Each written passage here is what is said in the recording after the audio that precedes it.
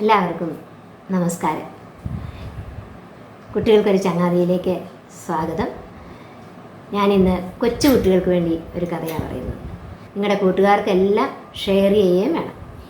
ആദ്യമായി കാണുന്നവർ ഒന്ന് ലൈക്കും ചെയ്യണം, ഷെയർ ചെയ്യണം, സബ്സ്ക്രൈബ് ചെയ്യണം. നിങ്ങളുടെ എല്ലാം സപ്പോർട്ടാണ് എനിക്ക് മുന്നോട്ട് പോകാൻ കഴിയുന്നത്. പലരും കഥയൊക്കെ കേൾക്കുന്നുണ്ടെങ്കിലും കമൻറ്റ് ചെയ്യുന്നുണ്ടെങ്കിലും ലൈക്ക് ചെയ്യാൻ മറന്നു പോകുന്നതെന്ന് തോന്നുന്നു. അതുകൊണ്ട് ആദ്യമേ തന്നെ ഒന്ന് ലൈക്ക് ചെയ്തിട്ട് കഥ കേട്ട് കമൻറ്റ് ചെയ്യണം. എല്ലാവരും കാണാൻ മറക്കരുതേ, ഷെയർ ചെയ്യാനും മറക്കരുതേ. അപ്പോൾ നമുക്ക് കഥയിലോട്ട് കിടക്കാം. ഒരു കാട്ടിലെ തടാകത്തിൽ ഹിപ്പക്കുട്ടനും ഉറുമക്കുട്ടനും ആമയും താമസിക്കുന്നുണ്ടായിരുന്നു. അവർ വലിയ ചങ്ങാതിമാരായിരുന്നു. അവർ ആ തടാകത്തിലെ വെള്ളത്തിൽ കിടന്ന് കുത്തി മറിഞ്ഞ് ചാടി കളിച്ച് നീന്തി തുടിച്ച് അവരതിൽ മുങ്ങാൻ കുഴിയിട്ടും അടിച്ചോട്ടം കളിച്ചും കളിച്ച് രസിക്കും. എന്നിട്ട് ക്ഷീണിക്കുമ്പോൾ കരയിലോട്ട് കയറി കുറച്ച് നേരം അവിടെ വിശ്രമിക്കും. വീണ്ടും രണ്ടുപേരും വെള്ളത്തിലിറങ്ങി തകർക്കും. വീണ്ടും ക്ഷീണിക്കുമ്പോൾ കരയിലും. അങ്ങനെ അവരങ്ങനെ വളരെ ഹാപ്പി ആയിട്ടാണ്. അത് കണ്ട് കുറച്ച് ദൂരെ മാവിൻ്റെ മുമ്പിലിരുന്ന കുരങ്ങൻ ഇതെല്ലാം കാണുന്നുണ്ട്. അവന് വലിയൊരാഗ്രഹം, എന്ത് രസം അവർ വെള്ളത്തിൽ കിടന്ന് കുത്തി മറിയുന്നു, ചാടുന്നു, അതുപോലെ എനിക്കൊന്ന് നീന്തി കുടിക്കണം. അവൻ പതുക്കെ മാവിൽ നിന്നിറങ്ങി തടാകത്തിൻ്റെ അടുക്ക വന്നു. ചങ്ങാതിമാരെ, ഞാനും കൂടി ഒന്ന് നിങ്ങളുടെ കൂടെ വെള്ളത്തിലിറങ്ങിക്കോട്ടെ, എന്നെ കൂടെ നിങ്ങൾ കളിപ്പിക്കുമോ? അയ്യോ, നിനക്ക് വെള്ളത്തിലിറങ്ങാൻ പറ്റത്തില്ല. അതെന്താ? നിൻ്റെ ശരീരഘടന അതിനനുസരിച്ചല്ല. ദൈവം ഓരോരുത്തരെയും സൃഷ്ടിച്ചിരിക്കുന്ന ഓരോ രീതിയിലാണ്. അവരുടെ ശരീരഘടനയ്ക്ക് അനുസരിച്ച് അവർക്ക് ഇതൊക്കെ ചെയ്യാൻ പറ്റും.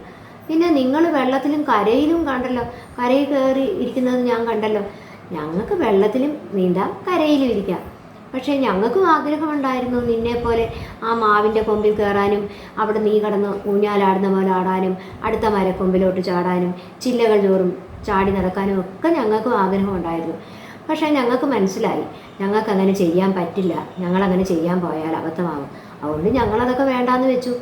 അതുകൊണ്ട് നീ ഇതിന് തുനിയാതിരിക്കുന്നതാണ് നല്ലത്. ഇല്ല, എനിക്കും ഇറങ്ങണം നിങ്ങളോടൊപ്പം വെള്ളത്തിൽ. നീ വെട്ടിത്തം കാണിക്കാതിരിക്കൂ. നിന്നോട് പറഞ്ഞാൽ മനസ്സിലായില്ലേ, നിനക്ക് തന്നെ അത് നാശമാകും. അതുകൊണ്ട് നീ തന്നെ നിനക്ക് വിനയം ഉണ്ടാക്കി വെക്കരുത്, നീ ഇറങ്ങരുതെന്ന്.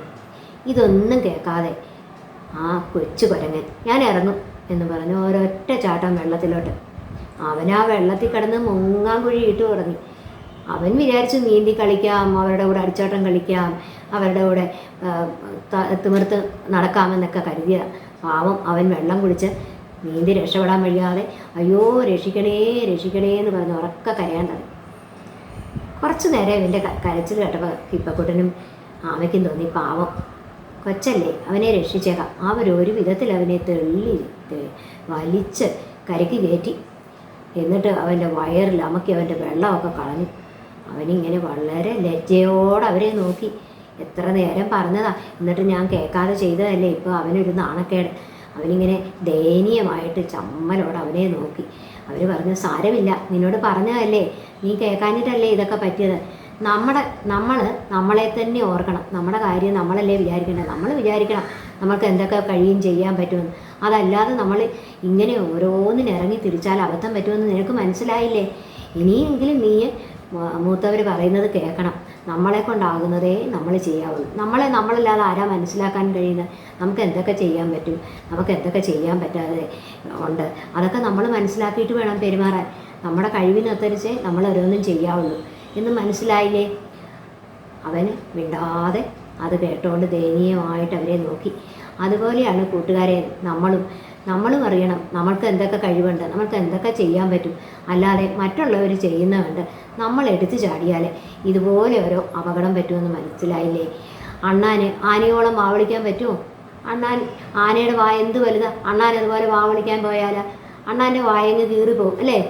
അതുകൊണ്ട് നമ്മളെ മനസ്സിലാക്കണം. ഈ കഥ എല്ലാവർക്കും ഇഷ്ടപ്പെട്ടില്ലേ? നിങ്ങൾക്ക് ഈ കഥ ഇഷ്ടപ്പെട്ടെങ്കിൽ നിങ്ങളെല്ലാവരും ലൈക്ക് ചെയ്യണം, ഷെയർ ചെയ്യണം, നിങ്ങളുടെ അഭിപ്രായങ്ങൾ അറിയിക്കണം, നിങ്ങളുടെ കൂട്ടുകാർക്ക് ഷെയർ ചെയ്യണം.